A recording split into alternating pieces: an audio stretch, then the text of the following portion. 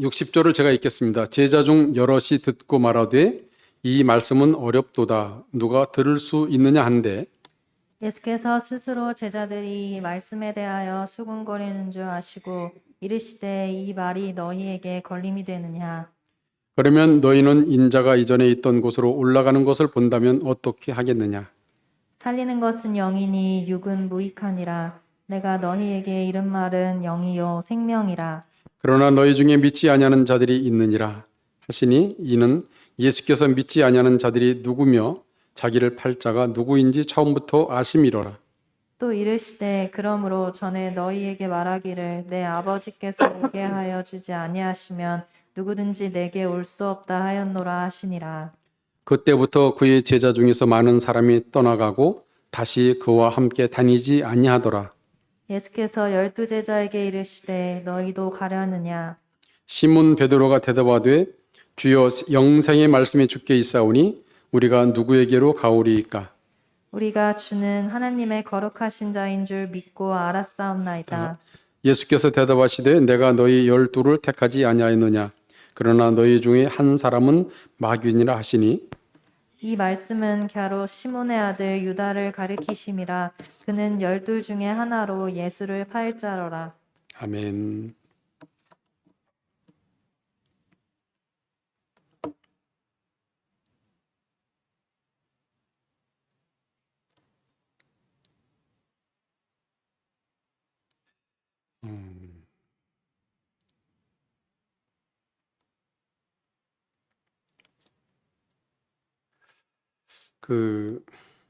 여러분 손에 우리가 끼는 반지 같은 것도요. 반지가 무엇으로 만들어졌느냐에 따라서 가치가 다르고 값이 달라요. 예를 들어서 양은 같은 거로 만들어진 반지와 은으로 만든 반지, 금으로 만든 반지, 이게 가치가 다르죠. 거기다가 또 보석을 어떤 곳으로 박았느냐라는 거예요.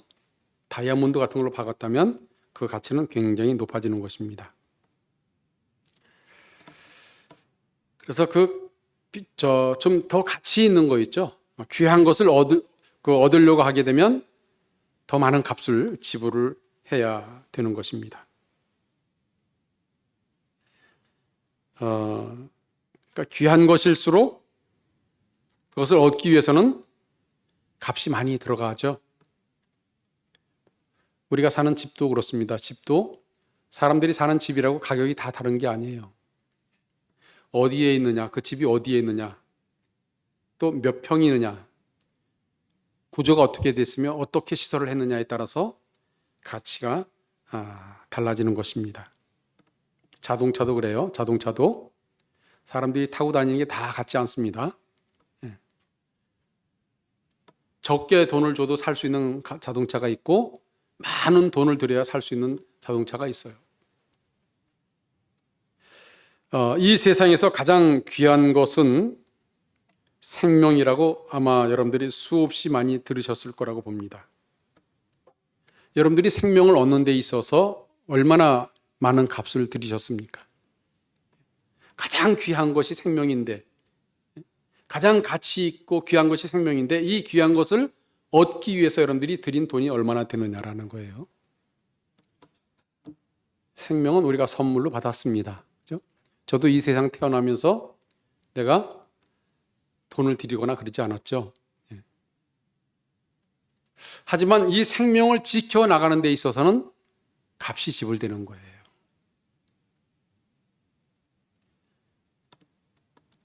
뿐만 아니라 우리는 영원한 생명을 얻은 사람들이에요. 이 영원한 생명도 굉장히 귀한 것이고 가치 있는 것이죠. 그보다 더 가치 있는 것이 어디 있겠습니까? 그런데 이 영원한 생명을 얻는 데 있어서 우리는 돈 하나 들이지 않았어요. 그냥 선물로 받았어요. 하지만 역시 이 영원한 생명을 우리가 지키기 위해서는 값이 필요한 거예요. 많은 수고가 필요한 것입니다.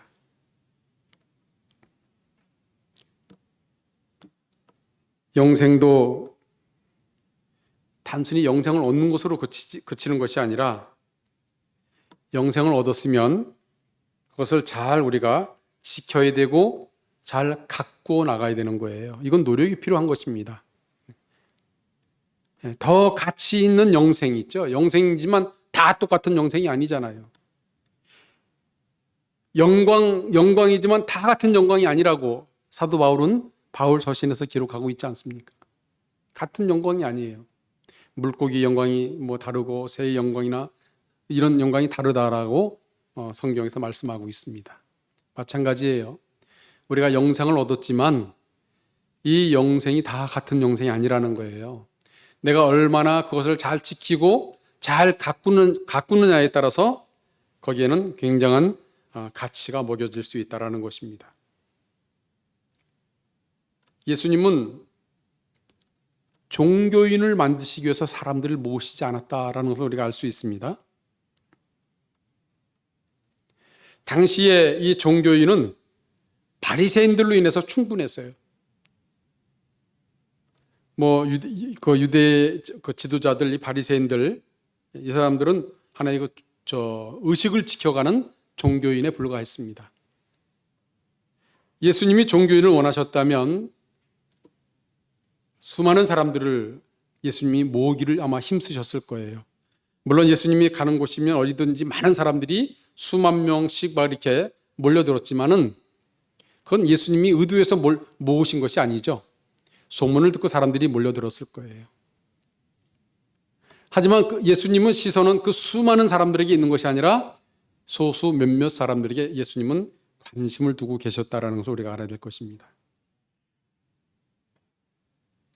당시에 예수님의 말씀을 듣고 이해하지 못하고 결국 예수님을 이렇게 떠나는 사람들이 많이 있는 것을 오늘 우리가 본문을 통해서 볼 수 있습니다. 66절에 보니까 그때부터 그의 제자 중에 많은 사람이 떠나가고 다시 그와 함께 다니지 아니하더라. 여기 떠나간 사람들이 어떤 사람이냐 하면 제자 중에, 그래서 제자 중에, 그렇죠? 제자들 가운데 예수님을 떠나간 사람들이 있다라는 거예요. 어쩌면 예수님을 따라다니면 뭔가 이익이 있을 거라고 생각을 했을지 몰라요. 근데 아무리 봐도 전혀 예수님을 통해서 이익을 얻을 것 같지 않으니까, 그리고 예수님께서 하시는 말씀이 도무지 이해할 수 없는 그런 말씀을 하시고 하니까 결국 많은 제자들이 예수님을 떠나갔다라고 기록을 하고 있습니다. 예수님께서 말씀을 전하셨는데도 또 예수님의 기적을 많은 사람들이, 특히 이 제자들은 경험을 했어요. 여기 제자들이라는 게 사도들을 말하는 것이 아니고 사도들 외에 제자들을 이야기하는 거예요.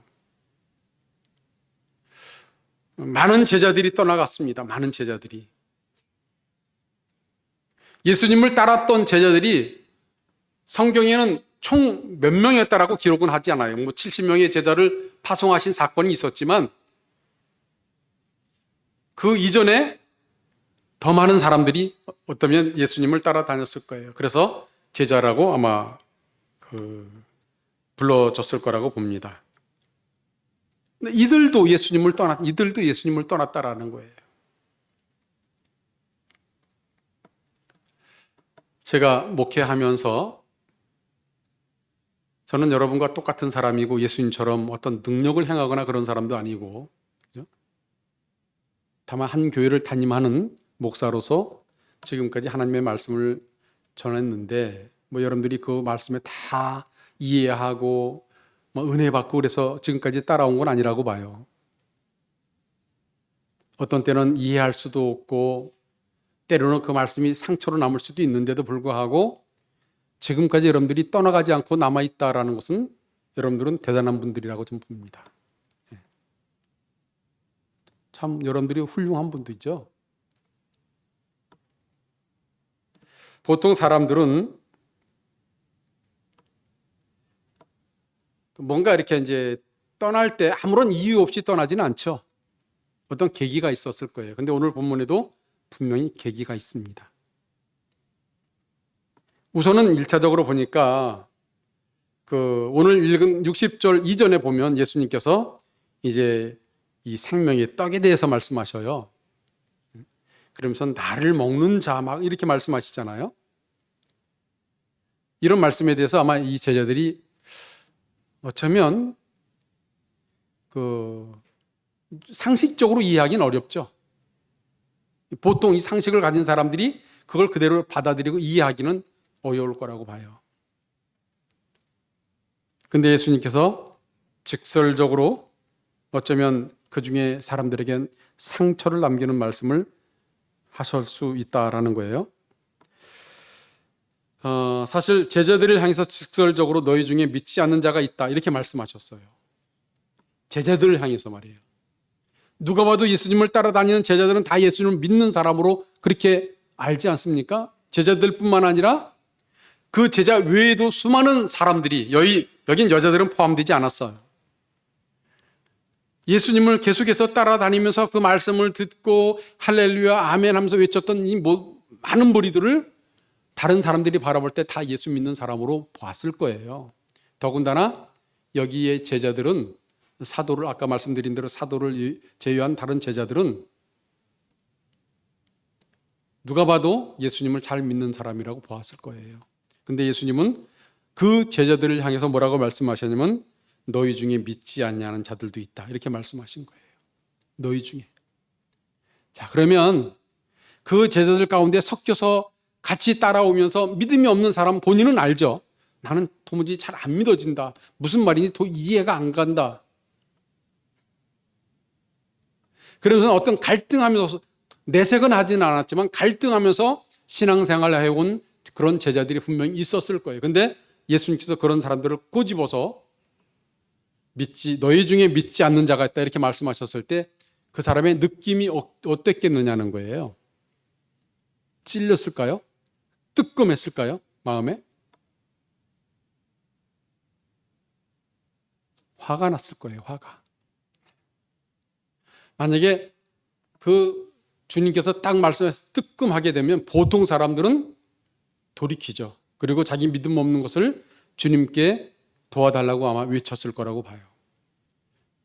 근데 여기서 떠나간 사람들은 마음은 어떠냐면 대부분 마음에 분노가 화가 나는 거예요. 보통 사람들이 그러죠. 뭔가 이렇게 잘못했을 때 그것을 누군가가 지적을 하면 그게 화가 나요. 그죠? 지적받을 때 화가 나는 거예요.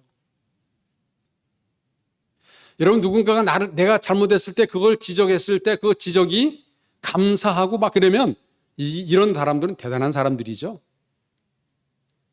보통 사람들은 화가 납니다. 예.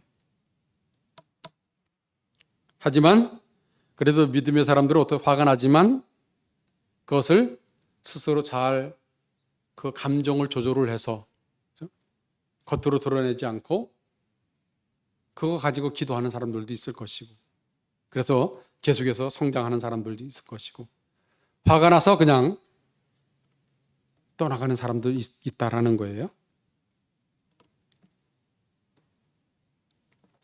보통 사람들은 그래요. 이렇게 화가 치밀어 올라서 그냥 떠나가는 경우가 상당히 많습니다.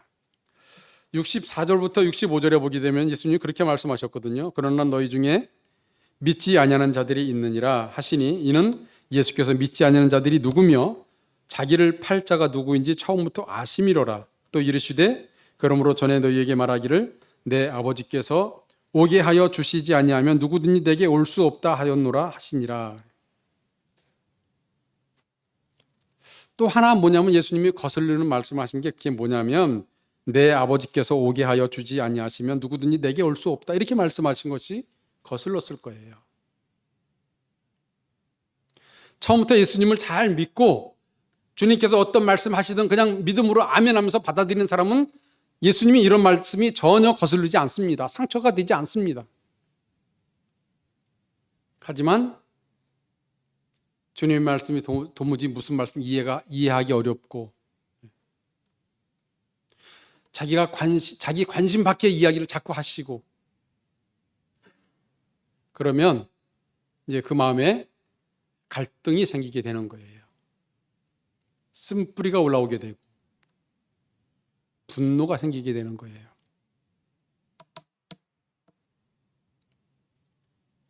이런 사람에게 주님께서 딱 들여다보시는 것처럼 너희 중에 믿지 않는 사람이 있다 하시고 다음에 말씀하신 게 내 아버지께서 불러주지 않으면 아무도 아버지께로 올 수 없다. 이렇게 말씀하신 거예요. 어쩌면 이게 이제 굉장히 그의 그 제자들의 귀를 거스르게 하지 않았나 이렇게 봅니다. 이 말씀은 너희가 믿지 않는 것은 아버지께 택함 받지 못했다. 이런 말씀인 거나 마찬가지예요. 또 지금 너희 중에 믿지 않은 자가 있는데 그럴 때 뭐라고 그 믿음이 없는 사람은 어떻게 생각합니까?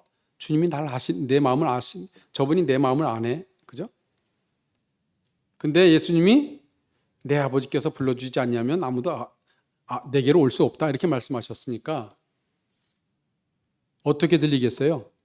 나는 선택받지 못한 사람이구나. 이런 생각 들 수 있겠죠. 그러면 하나님이 나를 선택하지 않아서 내가 믿음이 생기지 않는 건가? 이런 말씀들이 제자들의 귀를 거스르게 했고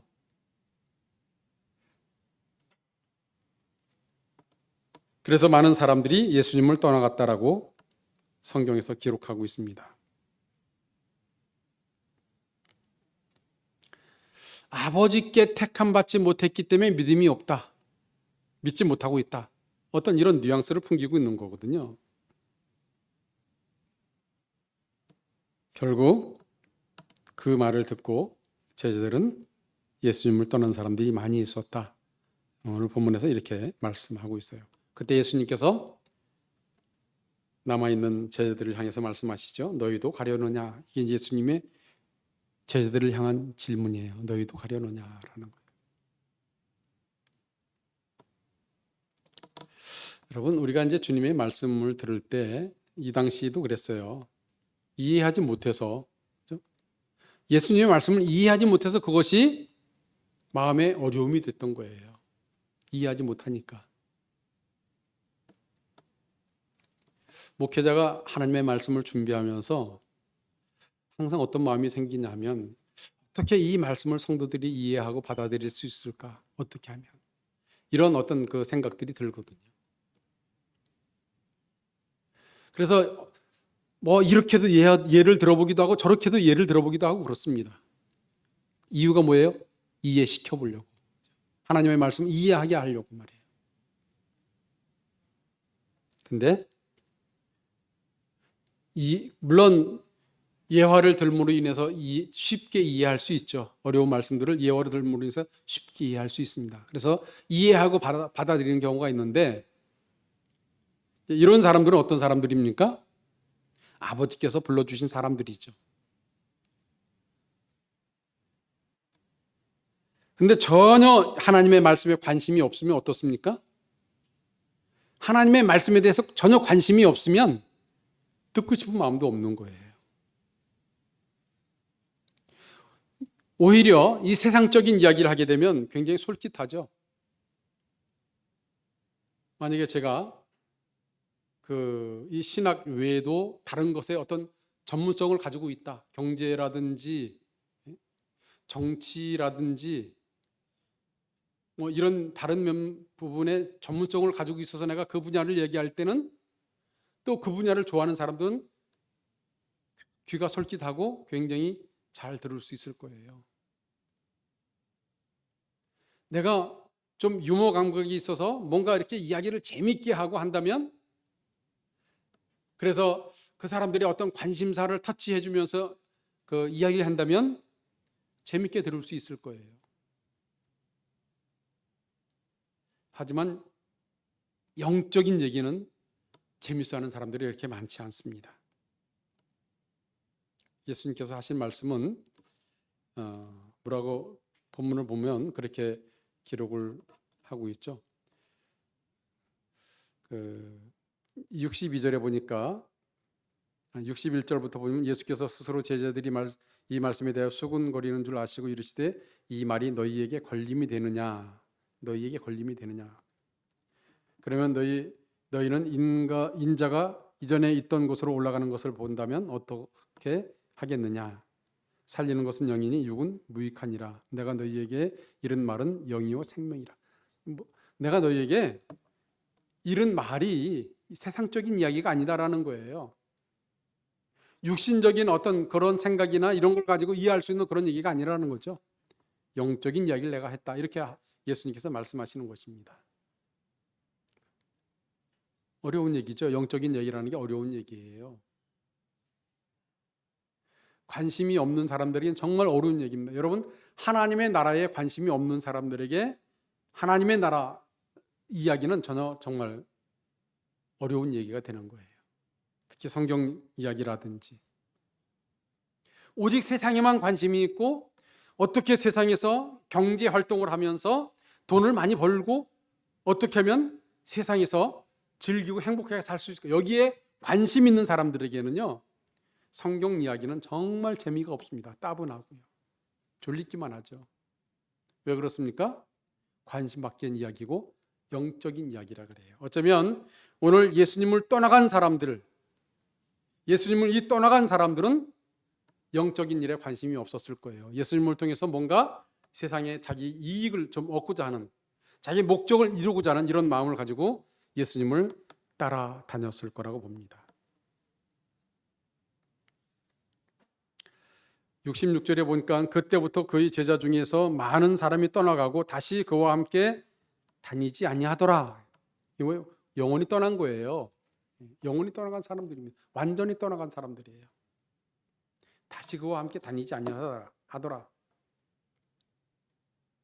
항상 제가 말씀드리지만 처음에 우리가 예수님을 믿을 때 영적인 것에 관심이 있어가지고 믿는 사람들 뭐 거의 없습니다. 그런 사람 많지 않아요. 처음에는 뭐예요? 몸이 아파서 병 좀 낫고자 해서 예수님을 믿는 사람들도 있고, 어려워서 이 어려움 자기 힘으로 해결할 수 없으니까 마지막에 예수님을 믿는 사람들도 있고요. 또 종종 복음을 듣고 이 영생에 관심이 있어서 영원한 생명을 얻어야 되겠다 해서 예수님을 믿는 사람들도 있어요. 많진 않지만 말입니다.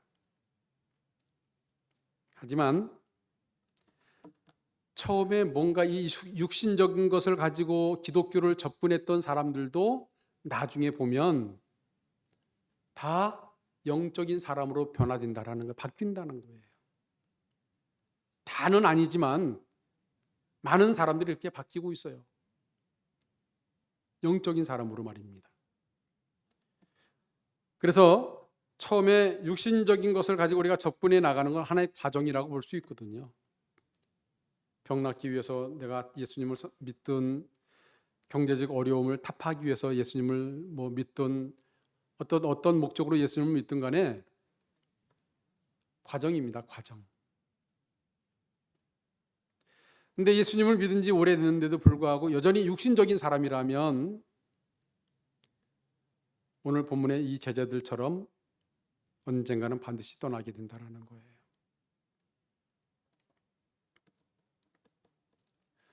우리가 지지난주 고 목사님이 설교하셨던, 말씀 전해주셨던 그 네 가지 밭이죠. 씨앗과 밭, 하나님의 나라에 관해서 이제 그 예수님 비유하신 말씀을 우리가 들었는데, 그 중에 첫 번째, 두 번째, 세 번째는 열매 맺지 못하는 땅이죠. 길가 같은 땅이나 돌짝밭 같은 땅이나 가시덤불 같은 땅. 하나님의 말씀의 씨앗은 항상 어디든지 떨어지지만 어떤 예를 들어서 이제 시험이 온다든지 어떤 어려움이 올 때는 떠나가 버리는 거예요. 오늘 본문에 이 예수님을 떠난 이 제자들은 바로 그런 사람들이에요. 돌짝밭 위에 떨어진 씨앗들. 시험이 와서 어떤 어려움이 왔을 때 그 말씀이 거슬러서 결국 예수님을 떠나버리는 거 말이에요. 자기 목적이 이루어지지 않을 때 그냥 떠나버리는 이런 사람들이었다라는 것입니다. 근데 예수님께서 남아있는 제자들에게 질문을 던지셨어요. 너희도 가려느냐라는 거예요. 저는 예수님이 오늘 이 질문이 똑같이 여러분에게 전하는 질문이라고 봅니다. 여러분 무엇을 보고 예수님을 믿고 예수님을 따르십니까? 많은 사람들이 코로나 어려움으로 인해서 교회를 나가지 못하고 예배 못 드리다 보니까 신앙이 점점 떨어져서 결국은 신앙을 떠난 사람들이 상당히 많이 있다고 그래요. 그래서 지금 통계적으로 보면 이 교회 기독교 교회 숫자들이 상당히 많이 줄었다고 그렇게 이야기들을 합니다. 물론 모이지 않으니까, 여러분들이 집에서 예배를 드리니까 편해지니까 자꾸 편해지려고 그러는 건 사실입니다. 제가 하루에 한 번 우리 교회에 들려서 기도합시다 했을 때 여러분, 교회에 하루 들린다는 게 얼마나 귀찮습니까? 저녁에 끝나면 집에 가는 게, 집에 가면 할 일도 많고 집으로 가면 얼마나 편해요. 근데 교회에 들러서 정말 시간도 없는데 와서 기도하고 간다라는 게 쉬운 일은 아니에요. 그럼에도 불구하고 왜 제가 이렇게 해야 되느냐라는 거예요. 여러분들을 살리기 위해서 그러는 거예요. 우리 육신은요, 이 편해지고자 하는 게 있어요. 항상 우리 원심력이라고 그러죠. 되돌아가려고 하는 거 있잖아요. 예수님 믿기 이전으로 자꾸 되돌아가려고 하는 이런 마음들이 모든 사람들에게 다 있습니다. 그냥 내버려 두면 그냥 되돌아갈 수밖에 없습니다. 그렇게 되지 않기 위해서 우리는 좀 힘들고 어려워도 그 길을 선택해야 돼요. 예수님께서 좁은 문으로 들어가라. 그 문은 좁고 협적하여 그 문을 찾는 이가 많지 않다. 그렇게 말씀하셨어요. 넓은 문으로 들어간 사람이 많다고 그랬죠. 왜냐하면 편하니까. 불편함 없이 편하니까. 우리가 너무나 편안함을 선택해서는 안 되는 거예요. 아까 말씀드렸듯이 육신은 편해지길 원하고 있거든요. 육신이 요구하는 대로 우리가 따라가면 안 되는 거예요. 우리 안에 우리를 지배하시는 성령이 요구하는 대로 우리는 순종하고 따라가야 되는 것입니다. 근데 우리는 보통 육신의 지배를 많이 받아왔잖아요. 그렇죠? 사단의 지배를 받아왔기 때문에 성령의 음성에 우리가 순종하고 따라가기보다는 육신적으로 살려고 하는 게 굉장히 강해요. 굉장히 강합니다.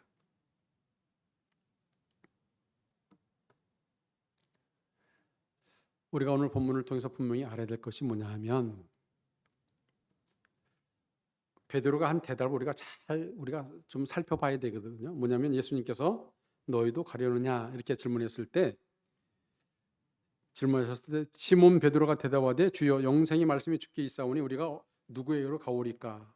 우리가 주는 하나님의 거룩하신 자이신 줄 믿고 알았사옵나이다. 이렇게 대답을 합니다.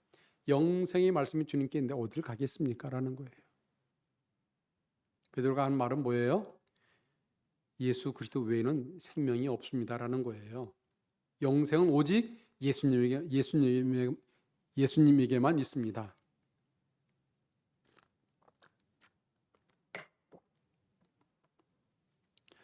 예수 그리스도를 통해서 명확하게 이 생명을 보았기 때문에 그런 대답을 할 수 있죠. 여러분, 구원의 확신이라는 게 뭐예요?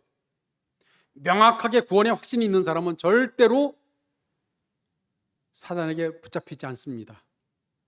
절대로 예수님 믿다가 불교로 간다든지 천주교로 간다든지 다른 종교로 절대로 가지 않습니다. 구원의 확신이 없기 때문에 흔들리는 거예요. 구원의 확신은 중요해요. 너무나 중요해요. 예수 그리스도 외에는 생명이 없다라고 확신하는 거. 내가 예수 그리스도를 믿어서 내 안에 성령이 계시고 하나님의 자녀가 돼서 나는 지금 죽어도 천국 갈 수 있다는 이런 확신 말입니다. 이 확신은 하나님의 나라를 사모하게 만드는 거예요. 이 확신이 없는 사람들은 하나님의 나라보다 세상 나라를 사모합니다. 거기에 소망이 많죠. 그래서 이 구원의 확신을 갖는 것이 중요한 거예요.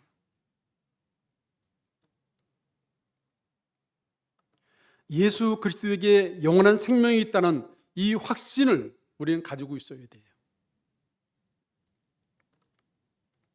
이것이 없으면 언젠가 기회가 되면 우리도 그 사람들도 예수님을 떠날 수밖에 없습니다. 저는 왜 예수님께서 이렇게 도전을 해서 제자들을 그냥 떠나게 하신가? 그냥 차라리 그렇게 그냥 말씀하시지 말고 그냥 내버려 두면 그들이 계속 따라다니면서 그래도 말씀을 듣지 않을까? 이건 이제 인간적인 생각이에요. 보통 사람들이 생각이고 제 생각이고. 우리가 성경을 보게 되면 예수님이 도전에서 떠나게 한 사람들이 있어요. 부자 청년 같은 경우도 그렇습니다. 부자 청년도. 네 재산을 다 팔아 가난한 사람에게 나눠주고 그리고 너는 나를 따르라. 이렇게 말씀하셨어요. 얼마나 여러분 강한 도전입니까? 그러니까 근심하며 돌아갔다고 그랬어요. 요즘 저 같으면 어떻게 하겠어요? 그냥 내버려 두죠. 보통 사람들이 그렇습니다. 그렇게까지 도전하지 않습니다. 그냥 내버려 두고, 내버려 두면 그래도 따라다니고, 전 예수님도 그냥 내버려 뒀으면 사람들이 많이 모이고 많은 사람들이 예수님께 계속해서 모여 있고 주님의 말씀을 들을 것이고 그러면서 주님의 지지도는 점점 더 올라가지 않겠느냐라는 거예요. 사람들이 많으니까. 우리가 광화문 집회를 하고 때로는 을지로에서 그 여당 쪽 을지로에서 집회하고 야당은 광화문에서 집회하고 막 이럴 때 몇 명이 모였느냐가 굉장히 관심도였거든요. 광화문에 인파가 얼마나 몰렸느냐 또는 을지로에 인파가 얼마나 모였느냐 여기에 관심도가 굉장히 많았어요. 왜? 많은 사람들이 몰려 있으면 그만큼 지지를 받기 때문에 그런 거거든요. 근데 왜 예수님께서 많은 사람들이 몰리는 것에 대해서 관심이 없으시고 12명 제자들에게만 예수님께서 관심을 두셨느냐는 거예요. 어차피 예수님이 이 땅에서 영원히 목회하실 것이 아니고 예수님은 우리가 알기로 3년 반 목회하시고 십자가에 죽으셨고 하늘로 승천하셨잖아요. 그 예수님이 그 하늘로 올라가신 이후부터 이 복음 사역, 하나님의 나라를 누가 선포하느냐 이거를 예수님은 12제자를 바라보신 거예요. 12제자를 통해서 땅 끝까지 복음이 증거될 거라고 주님은 기대하셨고 12명에게 집중하신 거예요. 그 중에 물론 오늘 본문에도 언급되어 있지만 한 명은 예수님을 배반한 가룟 유다가 되었고요.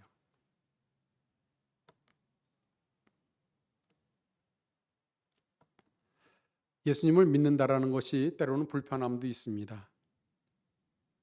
여러분이 만약에 예수님을 믿는데 재미가 없고 불편하고 예배를 드려도 이게 재미가 없고 불편하고 이렇다면 어쩌면 여러분들이 아직까지도 이 영생의 말씀을 가슴에 새기고 있지 못하지 않았나 이렇게 우리가 점검을 해봐야 될 것 같아요. 뭔가 내가 이 신앙생활에 별로 관심이 없고 성경 읽고 싶은 마음도 없고 기도하고 싶은 마음도 없고 그냥 적당히 그냥 교회만 다니면 되지. 만약에 이런 마음이 있다면 어쩌면 내 속에 영생의 말씀이 심겨지지 않지 않았나. 아니면 내 마음의 밭이 옥토가 아니고 아직까지 옥토가 아니고 길가처럼 단단하게 굳어버린 땅이라든지 흙이 얇게 덮어버린 돌짝밭이라든지 아니면 가시덤불밭 같은 그런 열매를 맺을 수 없는 그런 마음밭을 내가 소유하고 있지 않았나. 그런 사람이 아닌가. 이렇게 우리는 우리 자신들을 점검해 봐야 할 거라고 생각합니다. 왜냐하면 우리가 점검하고 재정립을 하지 않는다면 어느 순간에 우리도 예수 그리스도를 떠날 수 있기 때문에 그렇습니다. 영원한 생명을 잃어버리게 되기 때문에 그런 거예요.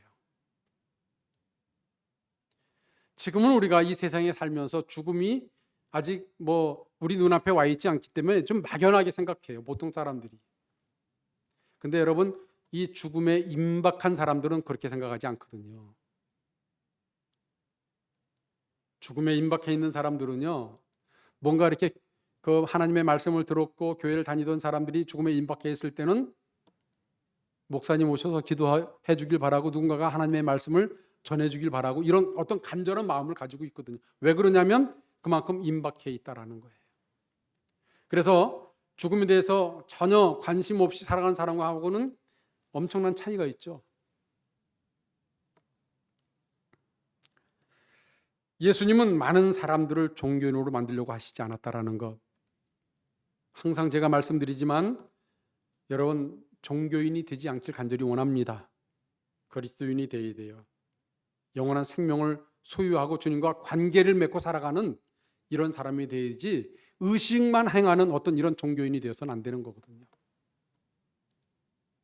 그렇게 되면 나도 언젠가는 아예 영원한 생명을 잃어버리고 떠나갈 수 있다. 이렇게 우리가 생각을 하시고 계속해서 오늘 본문을 통해서 여러분들이 만약에 내가 믿음이 없다면 주님께 믿음을 달라고 기도하는 그런 사람, 정말 주님을 만나길 원하면 주님 정말 만나고 싶다고 주님을 찾는, 그래서 주님을 만나는 여러분 모두가 되시기를 주님의 이름으로 축원을 드립니다.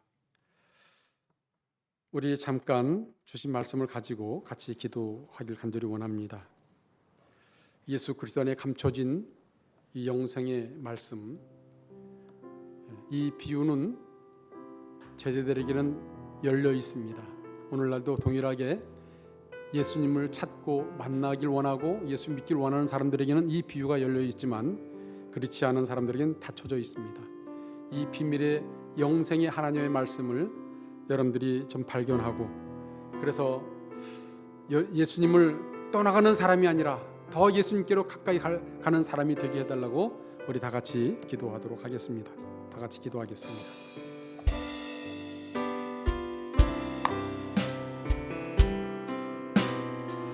거룩하신 하나님 아버지, 주님께 찬양과 영광을 드립니다. 오늘 주신 말씀 전한 듣는 우리 성도 모두가 가슴에 새기고 우리 자신들을 다시 한번 돌아보게 되시옵소서. 아버지 하나님, 저는 지금 영적 상태가 어떤 상태에 있는지 하나님의 말씀이 도무지 이해가 되지 아니하고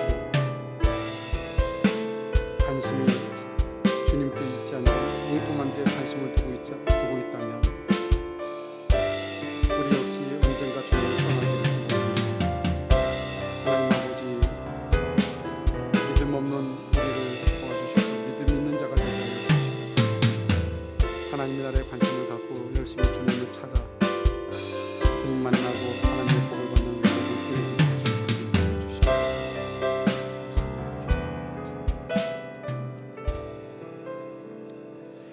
사랑이 많으신 아버지 하나님, 감사합니다. 많은 무리들이 아니라 예수님을 가까이서 따랐던 제자들 가운데 그들이 하나님이 가지고 계셨던, 예수님이 가지고 계셨던 관심과 다른 곳에 관심을 두고 따라다녔고, 또 예수님의 말씀을 도무지 이해하지 못하고 그러다가 결국은 계기가 되었을 때 주님을 영원히 떠나버리고 마는 그런 사람들이 있음을 오늘 우리가 보게 되었습니다.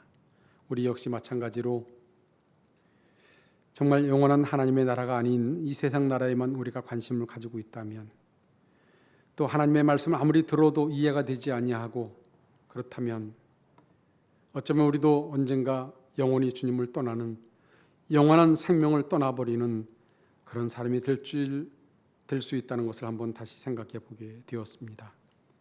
하나님 아버지, 저와 우리 모든 성도들을 붙들어 주시고